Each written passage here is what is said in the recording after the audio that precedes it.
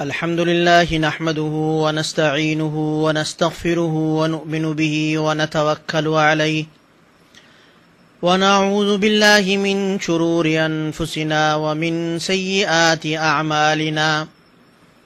من يهده الله فلا مضل له ومن يضلله فلا هادي له ونشهد أن لا إله إلا الله وحده لا شريك له ونشهد أن سيدنا ومولانا محمدا عبده ورسوله صلى الله تعالى عليه وعلى آله وصحبه وبارك وسلم تسليما كثيرا كثيرا. أما بعد فأعوذ بالله من الشيطان الرجيم. بسم الله الرحمن الرحيم.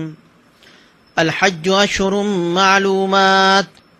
فمن فرض فيهن الحج فلا رفث ولا فسوق ولا جدال في الحج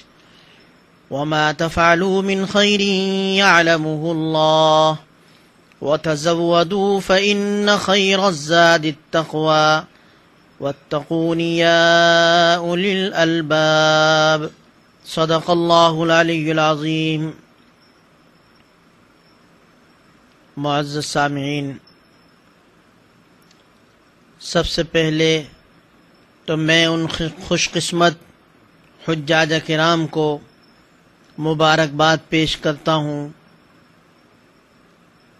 جو اس سال حج کی سعادت حاصل کر رہے ہیں، اور دعا گو ہوں کہ اللہ تعالیٰ ان کے لیے حج کا یہ سفر آسان فرمائے اور تمام ارکان کی ادائیگی ان کے لیے آسان بنائے اور ان کو اللہ تعالیٰ قبول بھی فرمائے. معزز دوستو، حج ایک اسلام کی ایک اہم ترین عبادت ہے، اور یہ اسلام کے بنیادی ارکان میں سے ایک رکن ہے. حضور اکرم صلی اللہ علیہ وسلم نے ارشاد فرمایا کہ اسلام کی بنیاد 5 چیزوں پر ہے. اس میں 5ویں چیز حضور اکرم صلی اللہ علیہ وسلم نے حج کو بیان فرمایا ہے کہ حج اسلام کا 5واں رکن ہے. اس اعتبار سے اگر دیکھا جائے تو اسلام کی اور ایمان کی تکمیل ہوتی ہے حج کی ادائیگی پر، اس لیے کہ اسلام کے ارکان میں سے یہ آخری رکن ہے.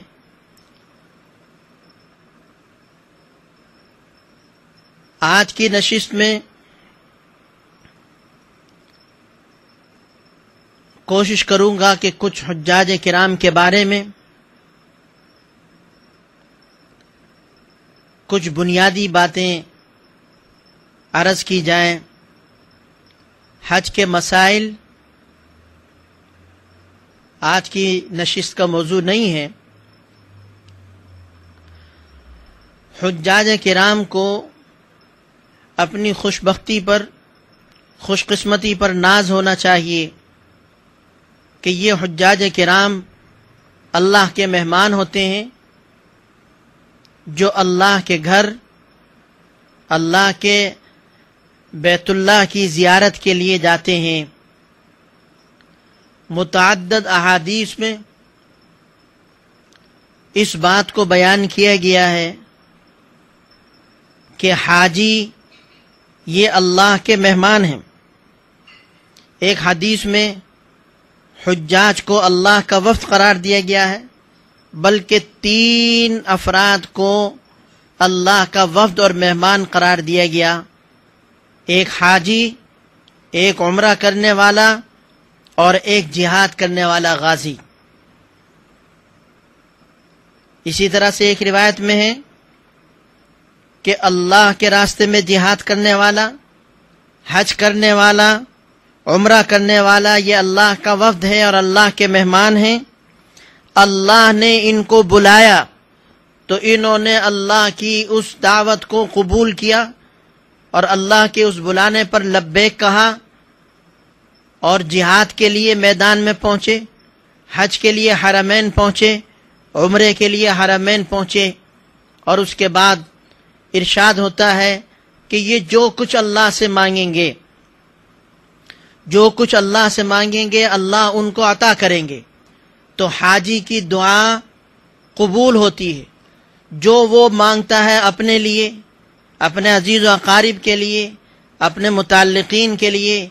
اپنے ملک و وطن کے لیے، اللہ تعالیٰ اسے وہ عطا فرماتے ہیں۔ وہب بن منبہ کی ایک طویل روایت ہے، اس روایت کا ایک ٹکڑا ہے کہ جس نے خانہ کعبہ کو دور دراز سے آ کر آباد کیا اور اس نے بیت اللہ کی زیارت کی، تو اللہ تعالیٰ یہ فرماتے ہیں کہ اس نے میری زیارت کی، وہ میری زیارت کے لیے آیا، کیونکہ مکان کی زیارت یہ تو مکین کی زیارت کی وجہ سے ہوتی ہے، بیت اللہ کی زیارت تو اللہ کے لیے ہے۔ تو جس نے اللہ کے گھر کی زیارت کی گویا کہ اس نے اللہ کی زیارت کی اور وہ اللہ کی زیارت کے لیے حاضر ہوا۔ اور اللہ تعالیٰ یہ فرماتے ہیں کہ وہ میرا مہمان ہے جو میرے پاس آیا، اور میرا یہ حق ہے کہ میں اس کا اکرام کروں، اس کی تکریم اور تعظیم کروں، اس کو عزت سے نوازوں، جیسے کہ کسی کریم کے دروازے پر کوئی آتا ہے تو وہ کریم تحفے تحائف دے کر اس کا اعزاز و اکرام کرتا ہے، لہذا یہ جو کچھ مجھ سے مانگیں گے تو میں انہیں وہ عطا کروں گا۔ تو حاجی یہ اللہ کا مہمان ہوتا ہے اور یہ اللہ کے گھر پہنچتا ہے، اسی لیے حجاج کرام وہاں پر دیکھیں گے کہ جگہ جگہ لکھا ہوتا ہے مرحباً بضیوف الرحمن، کہ اللہ کے مہمانوں کو خوش آمدید کہتے ہیں۔ تو ساری دنیا بھی یہ سمجھتی ہے کہ یہ اللہ کے مہمان ہیں، یہ رحمان کے ضیوف ہیں اور مہمان ہیں۔ تو حاجی کو یہی سمجھنا چاہیے کہ جب وہ اللہ کے گھر جائے تو اپنے آپ کو اللہ کا مہمان تصور کرے اور اپنے آپ کو اللہ کا مہمان سمجھے، کیونکہ جب وہ اپنے آپ کو اللہ کا مہمان سمجھے گا